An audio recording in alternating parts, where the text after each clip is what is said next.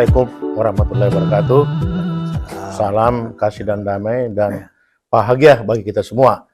Kita kembali lagi ke sesi kedua dengan narasumber kita, masih dengan Andi Baso Hairan, yang tentu ini sebenarnya ada kaitannya juga dengan banjir Jakarta.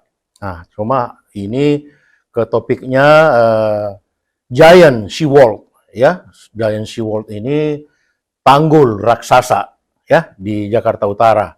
Nah, di sini juga Pak Andi Baso Khairan juga sangat mendalami, ya, daripada tanggul raksasa ini, karena beliau juga waktu itu baik di DKI maupun di PU, ya, yang ini memang menjadi rencana, ya, baik pemerintah maupun sebenarnya pemerintah daerah dalam hal ini DKI, supaya tanggul raksasa ini harus jalan, karena penting sekali tanggul raksasa ini, karena bisa juga menghindari rob, ya, naiknya air pasang laut. Nah, kemudian juga bisa untuk sanitasi, dan juga air untuk baku bisa.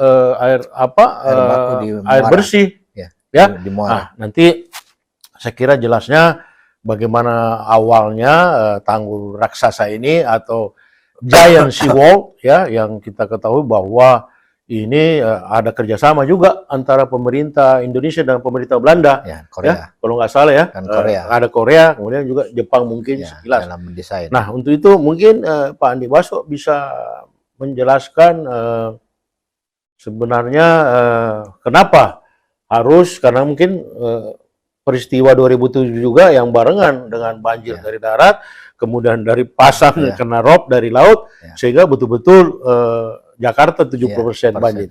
Silakan mungkin Andi Baso. Terima kasih Pak Bro. Ya. Alhamdulillah kita ketemu lagi. Iya. Di sesi kedua, ya. Sesi kedua, episode yang lain. Kalau tadi yang pertama kita membahas banjir dari darat, dari hulu. Nah, sekarang kita coba membahas banjir yang dari laut. Dari hilir, ya. Dari hilir, ya. Iya, hilir. Dan nanti di akhir kita coba menggabung dua ini. Betul. Karena tadi seperti yang Pak Bro sampaikan, banjir 2007 itu banjirnya tidak sendiri-sendiri. Iya, barengan. Bareng yang dari atas datang, yang dari laut datang, ketemu di utara Jakarta. Iya. Tenggelamlah Jakarta 60-70% menurut informasi yang ada saat itu. Nah, sebenarnya ide penanganan masalah banjir rob ini yang tadi 2007 itu, selain diawali oleh kejadian banjir 2007, juga diilhami atau ada informasi yang masuk ke gubernur saat itu. Beliau punya teman di Jerman dan Belanda. Oh, berarti Fauzi Wibowo, ya? Ya, zamannya tahun 2007 kalau saya nggak salah. Itu beliau berkomunikasi dan menyampaikan bahwa Jakarta sudah perlu diamankan dari laut. Tidak hanya seperti sekarang, selama ini mau diamankan dari darat saja. Ternyata tidak hanya itu, karena kejadian banjir 2007 itu dua-dua dari darat dan dari laut. Nah, kemudian dan dua-duanya ekstrim lagi, ya? Dua-duanya ekstrim. Ini ekstrim rob. Ekstrim rob. Dan itu akan berulang menurut ahli-ahli oceanologi, dan ini rob itu tiap 18,6 tahun. Jadi kalau banjir rob itu pasang rob ekstrim itu tahun 2007, kita tambah 18,6 tahun, berarti tahun 2025 itu akan berulang lagi. Berulang, ya. Makanya, makanya pemerintah pusat dalam hal ini Kementerian PUPR melalui Satkernya, PT PIN dan pemerintah Provinsi DKI Jakarta itu berpacu membangun tanggul yang di pantai dulu. Belum Giant, belum tanggul laut. Oh, baru biasa. Ini baru tanggul di darat saja. Tapi itu lifetime-nya agak pendek, karena ada variabel lain yang bermain di darat yang lebih ekstrim. Nanti kita cerita itu penurunan muka tanah. Tapi harus berbuat sebelum 2025 agar supaya daerah-daerah yang sangat rendah di Jakarta Utara, katakanlah Pluit, ya, Penjaringan, Sunda Kelapa, sebagian Ancol, Kalibaru, Cilincing dan sebagainya bisa aman. Marunda ya? Marunda itu bisa aman dari kejadian banjir pasang rob tertinggi ekstrim jika dia berulang terjadi di 2025. 2025. Wah, bentar lagi nih. Jadi hitungannya 2025. Nah, teman-teman PUPR dan DKI sudah membangun tanggul yang di darat itu sekarang. Nanti kita bisa ini. Jadi tadi idenya saya kembali, itu idenya ada banjir 2007 dan ada La Nina di New Orleans. Itu disampaikan melalui temannya Pak Gubernur waktu saat itu.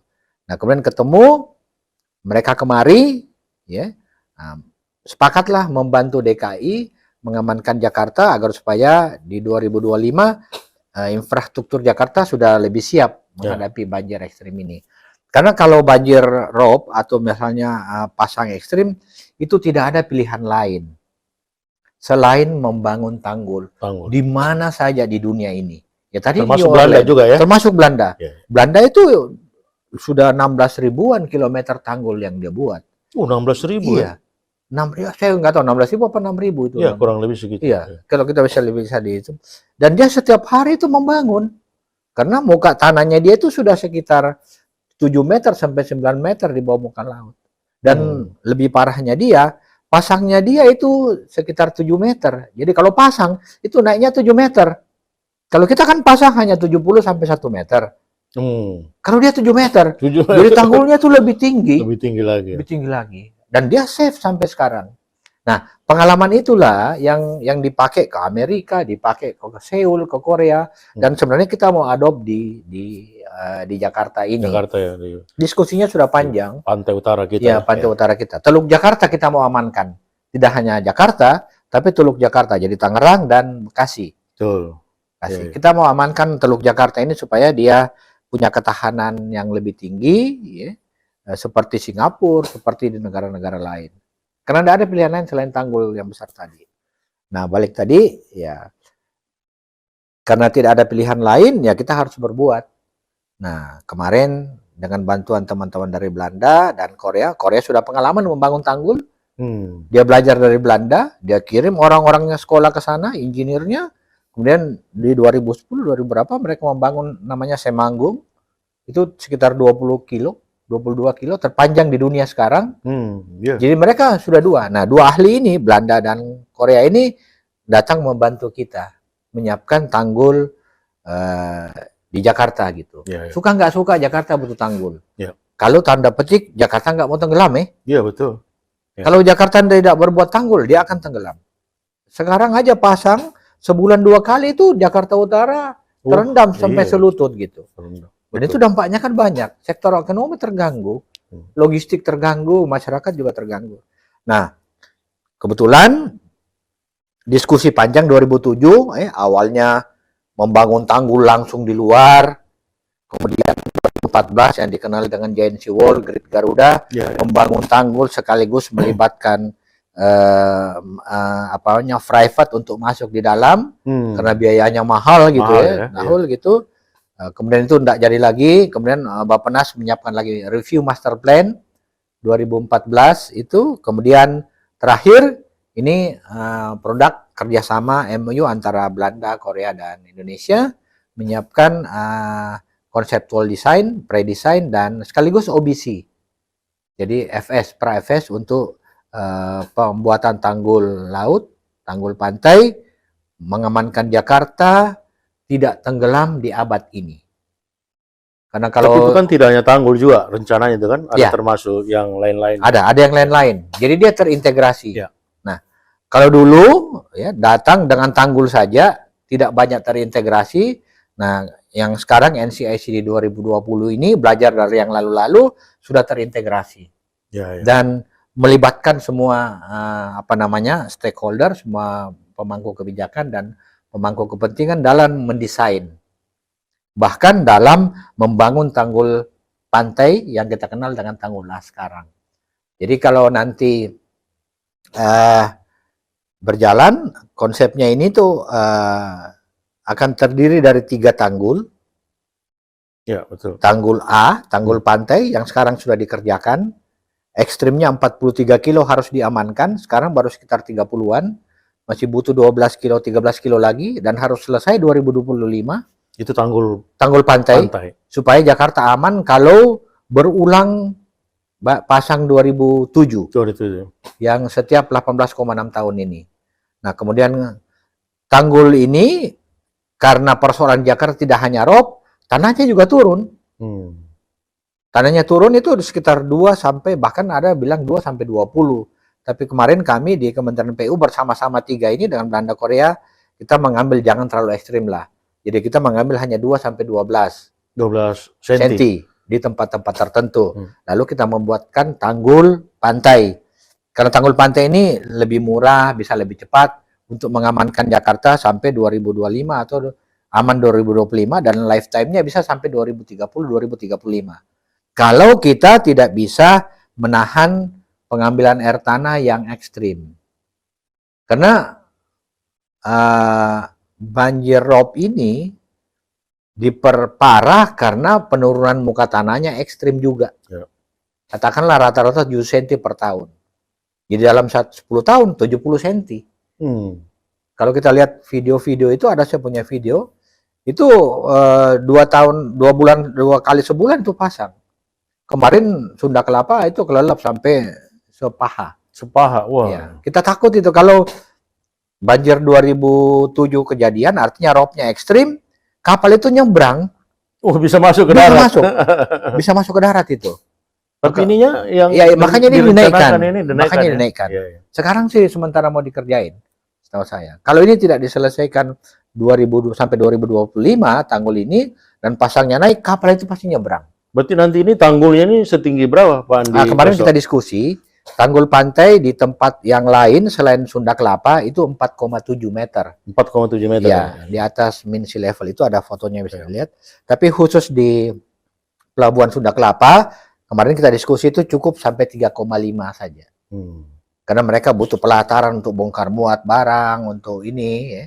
Nanti kalau terlalu tinggi, dari darat masuknya seperti apa itu kan. Kalau dia surut kan susah. Sekarang itu harus ada polder semua. Apalagi kalau tanggul sungai, tanggul pantai sudah jadi semua, di tempat-tempat yang air tidak bisa mengalir lagi ke laut, gravitasi itu harus dipompa dengan polder. Nah, karena tidak ada pilihan lain selain bikin tanggul, ya kita menyiapkan strateginya, ya tadi tanggul A dulu. Tanggul A, tanggul pantai itu, ya. Itu yang wilayah mana itu, Pak? Tanggul A ini sepanjang bibir pantai Jakarta. Semuanya sampai dan muara sungai. Mulai dari Marunda sampai dengan sampai dengan Pantai Naga apa? Kapuk Naga. Kapuk Naga. Sampai perbatasan. Jadi mulai dari Muara Gembong. Tapi yang sekarang aktif itu di pemerintah Jakarta. Nanti kita harapkan pemerintah Banten dan Jawa Barat juga masuk. Itu 120 kilo. Itu yang tadi tingginya 4,7. Nah, kenapa 4,7? Ada hitung-hitungannya. Dan kalau pemerintah Jakarta terutama tidak bisa menahan laju pengambilan air tanah sampai 2030, ini masih bisa bertahan. Tapi kalau 2035 masih juga penurunan seperti itu, karena kita juga tidak bisa memperkirakan kapan penurunan tanah bisa berhenti, tidak bisa. Ini ada lagi perilaku alam. Unpredictable. Manusia hanya bisa menghitung-hitung. Penurunan air tanah yang di darat ya? Iya. Pengambilan air tanah di darat itu harus dikurangi.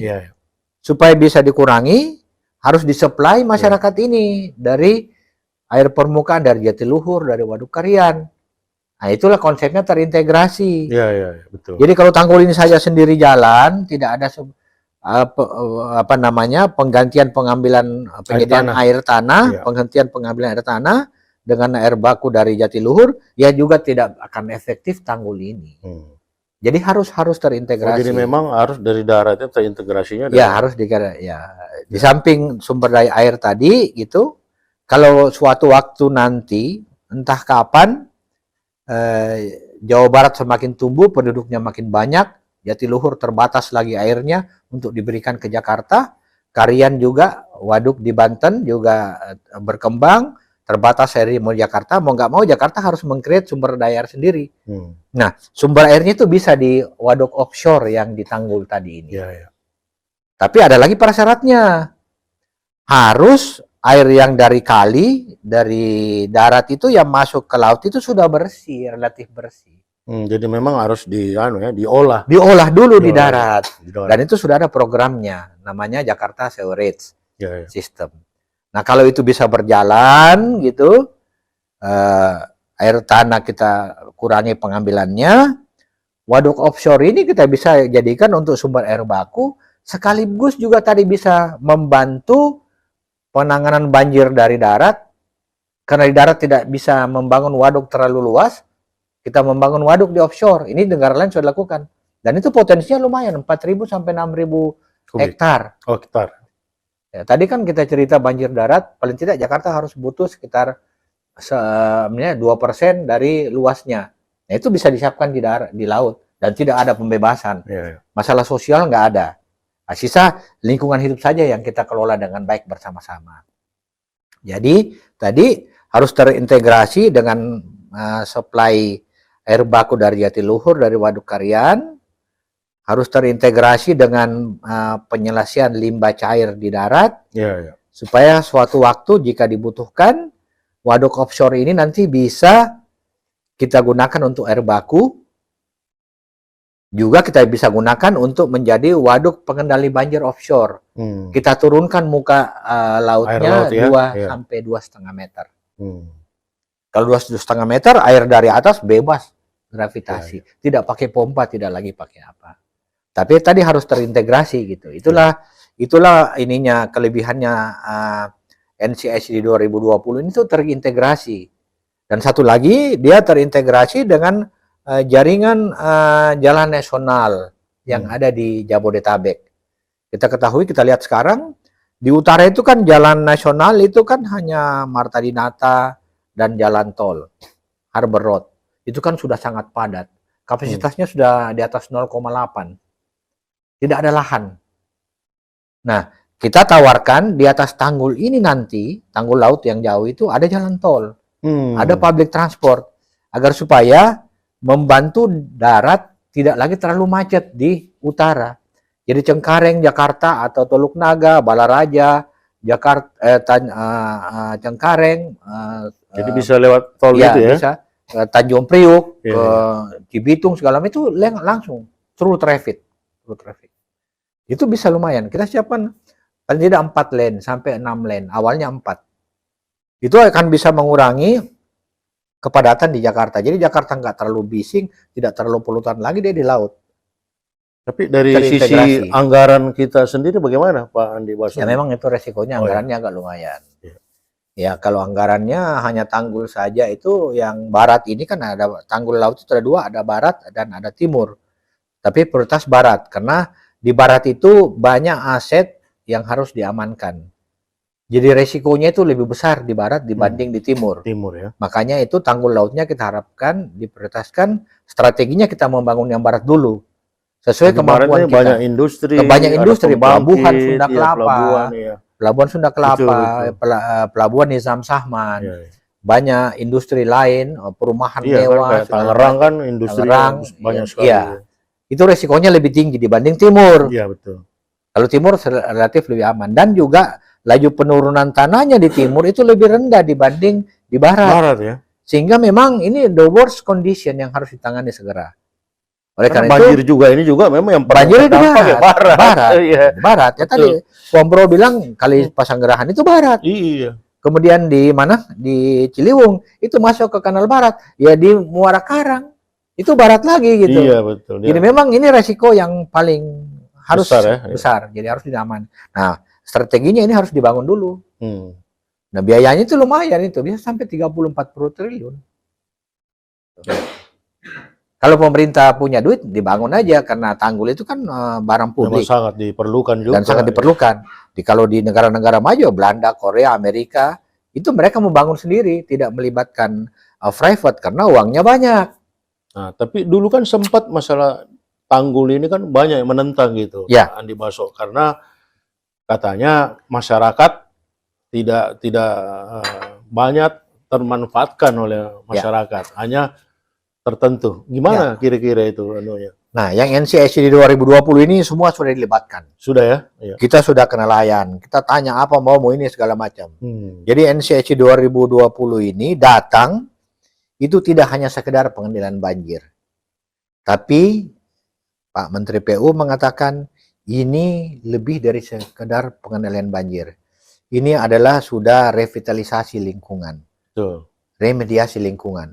Jadi nanti lingkungan pesisir itu akan jauh lebih bagus, airnya tidak hitam dan lagi. Dan juga masyarakat di sana juga sana maju, lebih maju lagi, modern gitu. Bagus, punya akses ke laut gitu. Tidak, tanggul ini tidak langsung tertutup, tetap terbuka, para wisata jalan, nelayan itu masuk. Yang penting itu. Nelayan masuk gitu.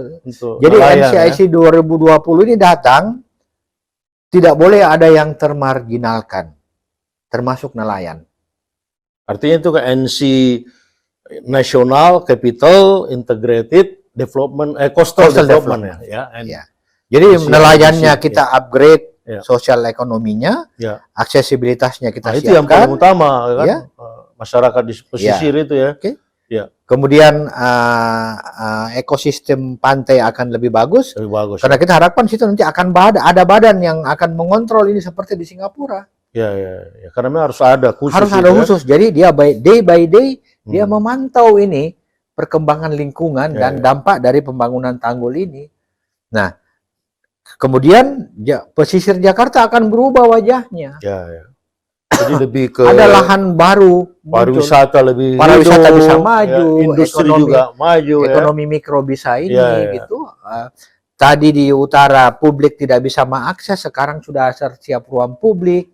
Bisa mau olahraga di situ, mau senam, mau futsal. Nah, kalau bisa nanti tidak boleh lagi ada kendaraan di pesisir ini, pakailah mobil listrik kalau mau atau apa, atau jalan kaki atau sepeda gitu.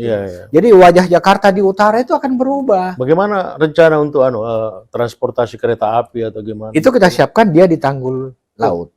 Tanggul laut. Tanggul laut. Jadi jangan ganggu di darat, karena darat ini milik publik.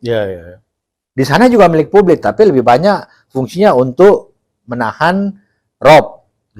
Di darat ini menahan rob sampai 2035, tanggul pantai ini sekaligus merevitalisasi pesisir utara Jakarta. Akan cantik Jakarta itu.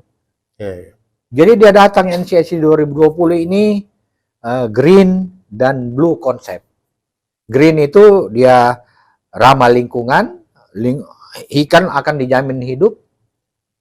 Kapal yang nanti selama ini lewat, misalnya kalau ada yang membuang solar, membuang apa, nanti tidak akan terjadi karena akan dipantau kan? Jadi kalau mau solar adanya di luar tanggul laut, di kedalaman yang lebih dari 15 meter.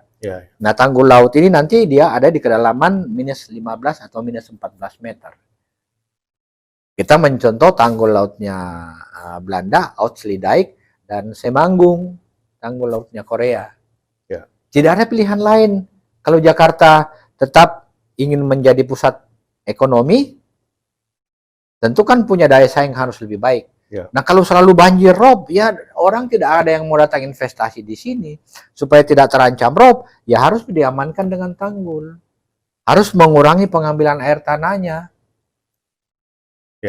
Nah, kalau masih tidak ada lahan yang cukup di Jakarta, di darat Jakarta, tanggul ini di kiri kanannya bisa digunakan untuk lahan-lahan tertentu, pertumbuhan ekonomi jika diperlukan. Artinya space yang dibangun itu memang untuk pengembangan ekonomi kita. Kalau diperlukan. Kalau kita lihat di Belanda, Pengaca itu, Pomroy, itu dia menyiapkan untuk 100 tahun depan lahan dari sekarang untuk pertumbuhan ekonomi. Jadi mereka reklamasi terus itu. Jadi bangun tanggul, dia reklamasi. Cuma reklamasinya dia itu tidak diuruk. Dikeringkan saja itunya, humusnya diambil, baru diganti lapisnya. Jadi tetap dia di bawah laut. Lahan-lahan pengembangannya ini. Tapi dia aman, dilindungi loh tanggul lautnya yang ini. Itu reklamasi jalan terus di Belanda sampai sekarang. Dan tanggul lautnya Oudtshoorn itu udah sukses lebih dari 1 abad mengamankan daerah itu dari banjir. coverage-nya saja. Strukturnya enggak. Dan dia sudah 100 tahun lebih mengamankan sebagian Belanda dari rob ekstrim di utara Nederland ini. Korea ikut di Seoul itu, saya manggung gitu. Nah, kita ingin membawa ini ke Jakarta. Ya. Tapi tidak lagi diskriminatif, tidak sektoral, kemudian ada yang merasa dipinggirkan, enggak. Semua kita sama-sama. Makanya dibentuk nanti suatu badan, semua ada di dalam, private, ahli, masyarakat silahkan duduk di situ. Dan mengontrol, mengelola day by day dari tanggul ini. Dan saya kira air laut ini juga, rob ini, akan air lautnya sendiri akan diolah menjadi air bersih. Ya. Artinya volumenya nanti yang besar ini tentu bisa juga menurunkan permukaan air laut karena adanya pengolahan air laut menjadi air bersih. Ya. Apa ada relevansi itu, Andi Baso? Kita siapkan ada namanya waduk offshore, rencana offshore. Jadi waduk di laut, di pantai. Itu di China, di mana-mana India, bahkan di Batam sudah ada. Jika sewaktu-waktu next century atau abad depan kita sudah nggak ada semuanya ya, ternyata Jakarta nggak bisa lagi dapat supply air yang cukup dari Jatiluhur, dari Kairan, kan harus bikin air sendiri. Ya. Ada bisa. Tapi konsepnya untuk ini yang tanggul raksasanya kan sudah ada juga untuk mengolah itu kan? Ya. Mengolah air bersih kan? Ya. Tanggul ini nantilah yang akan menutupi waduk offshore ini supaya tidak masuk air laut ke dalam. Jadi tanggul ini akan buka tutup, ada gate-nya nanti.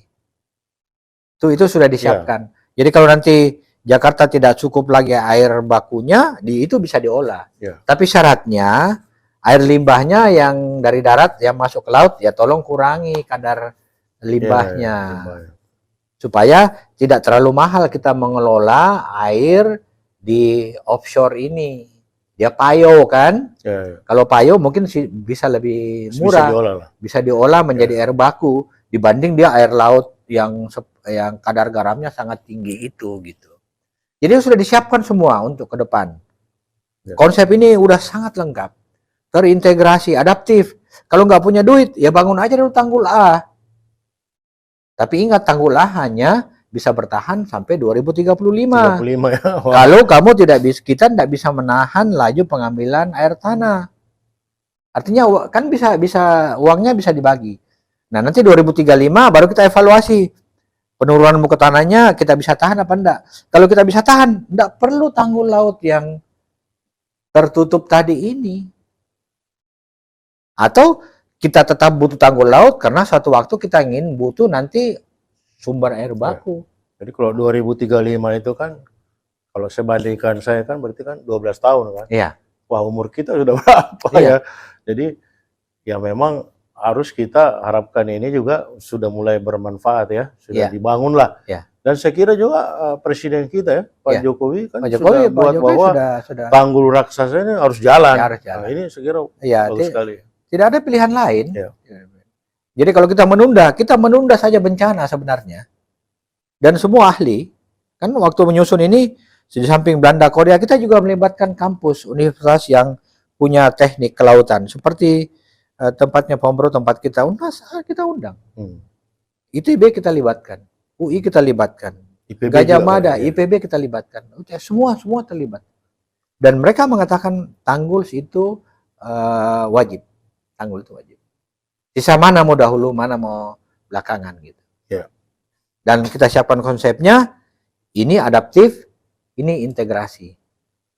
Silahkan pemerintah siap. Bangun sesuai kemampuan. Mau bangun sendiri boleh, mau bangun lewat private, kerjasama KPBU juga boleh. Kapan? Lihat kondisinya gitu. Kalau sudah dibutuhkan ini ya bangun itu. Artinya tidak perlu seperti konsep awal yang giant wall langsung semua ditutup, bangun. Enggak.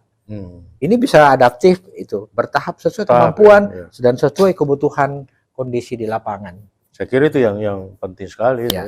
Adaptif itu ya. Saya penyesuaiannya. Kalau saya ngikutin sejak 2007, NCSI 2020, inilah yang paling bijak.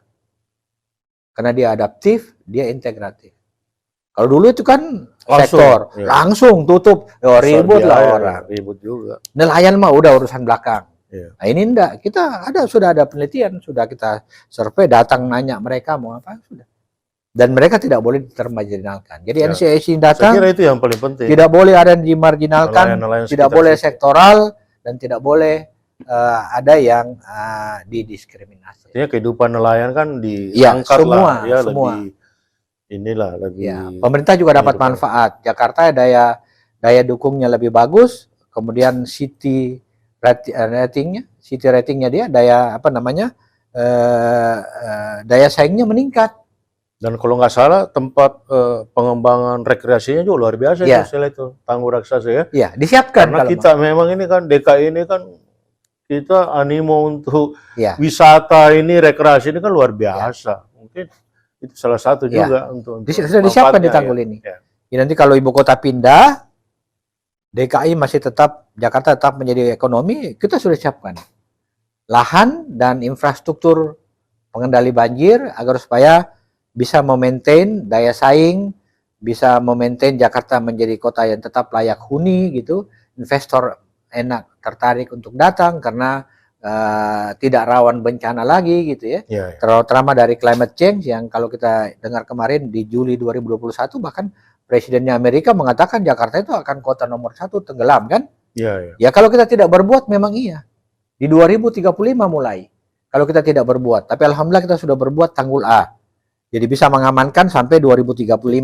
Nah 2035 napas lagi, bangun lagi untuk sampai 2080. Tanggul lagi. Nah evaluasi lagi. Ternyata tidak perlu. Jadi 1 abad ini Jakarta akan aman. Dengan konsep NCAC. Ya, saya kira tadi yang paling bagus itu yang konsep adaptif itu. Ya, karena itu kan melihat situasi. Ya, perkembangan ya, semuanya. Artinya dari sisi sosial, ekonomi, ya kan. Lingkungan. Politik itu kita nggak usah. Jangan dulu bawa banyak ke politik ya. Ini memang paling penting, sosial, ekonomi, lingkungan. Dan ini ya kita berharap DKI seperti itu ya.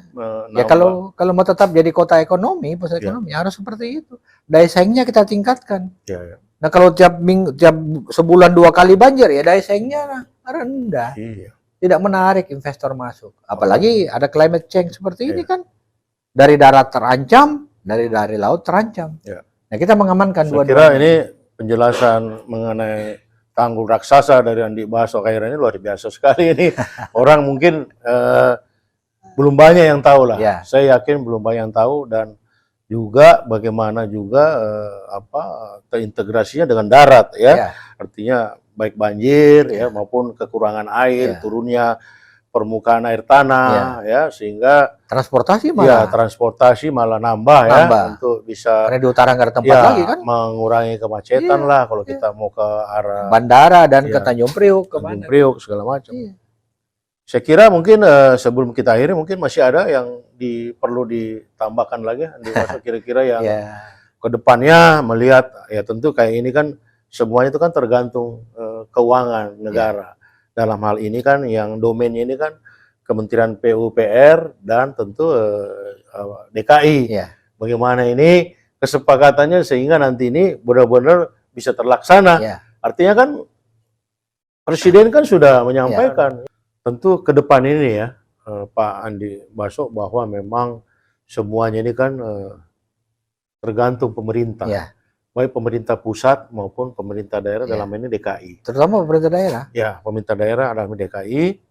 Kita kan sekarang ada PLT ya, Pemerintah Gubernur, Pak Heru Budi Hartono, ya tentu inilah yang mungkin nanti estafet lah ya, bagaimana semuanya ini bisa dimaksimalkan. Artinya bisa terlaksana ya, mengurangi lah ya kalau kita boleh sepakat ya, bahwa menghilangkan banjir, tapi kita sih masih berharap juga.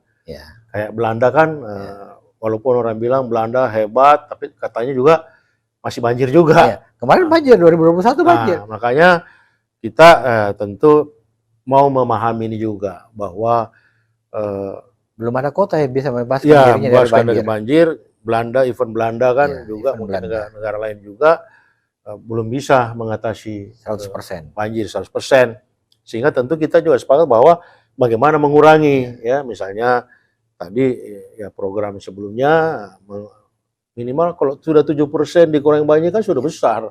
Kalau kita bisa capai ini, berarti kan sudah ketahuan lah bahwa ketinggian banjir itu kan sudah nggak sampai di minimal lutut, cuma sampai di jarang terjadi.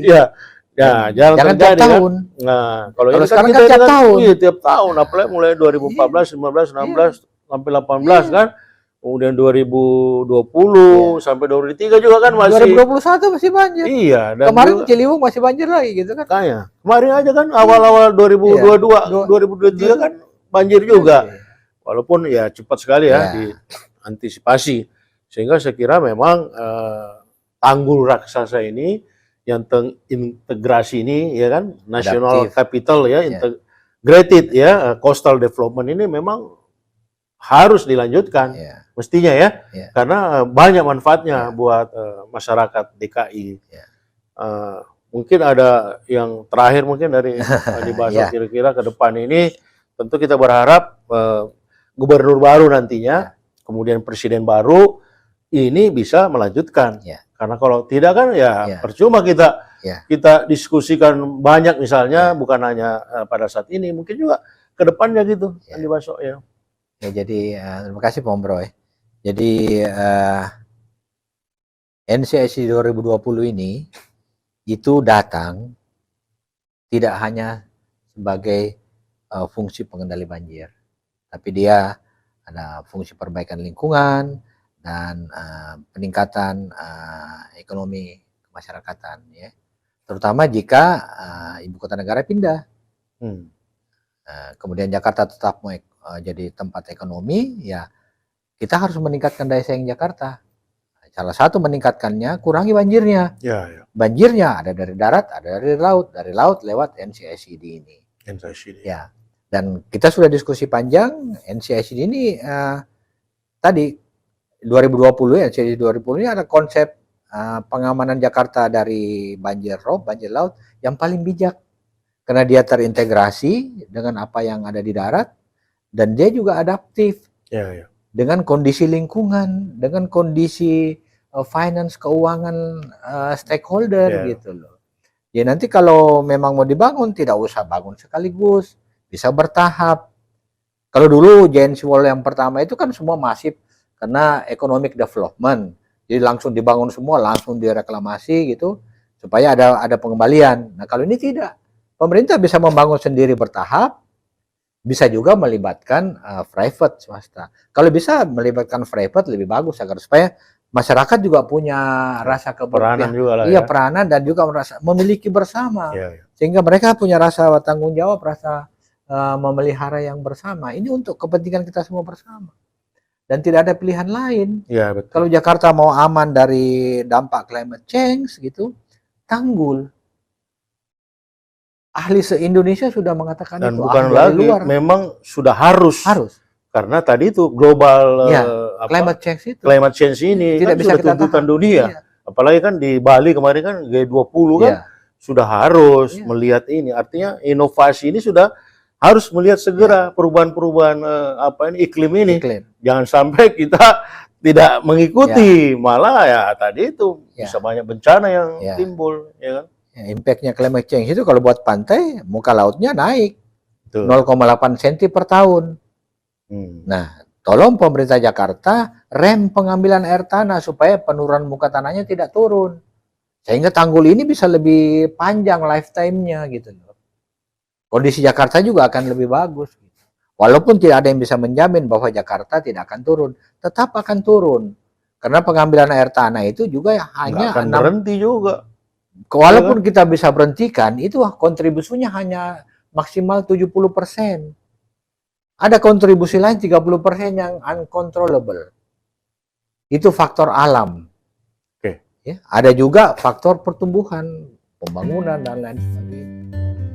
Dan ini pilihan bukan lagi pilihan, ini emas buat DKI khususnya. Sesi kedua kita ini luar biasa. Mengenai informasi NCICD National Capital Integrated Coastal Development yang terkenal dengan tanggul raksasa. Ya. Yang ternyata ke depannya itu sangat besar manfaatnya ya. Di samping sebagai penanggulangan banjir, kemudian juga untuk air bersih dan juga pariwisata dan banyak lagi yang transportasi. Lain. Ya, transportasi ya, untuk mengurangi kemacetan, bisa jalan tol, bisa tergantung nanti kebijakannya. Sehingga ini memang sangat diperlukan ini. Ya, tanggul raksasa untuk bukan lagi Jakarta Utara ya, tapi Teluk Jakarta ya. Dari Tangerang sampai Bekasi. Mulai dari Bekasi, Jakarta, kemudian Tangerang ya. Jadi sangat penting 32 kilo. Mengenai Giant Sea Wall ya. Biasanya kerennya itu kan Giant Sea Wall atau tanggul raksasa. Nah, sekali lagi terima kasih. Ya, terima kasih ya, Bro. Andi Baso Khairan, Pembaso, kalau saya panggil Pembaso nih, karena dia senior saya juga ini, ya. Pada hari ini, saya kira sekian untuk sesi kedua kita. Wassalamualaikum warahmatullahi wabarakatuh. Waalaikumsalam warahmatullahi wabarakatuh.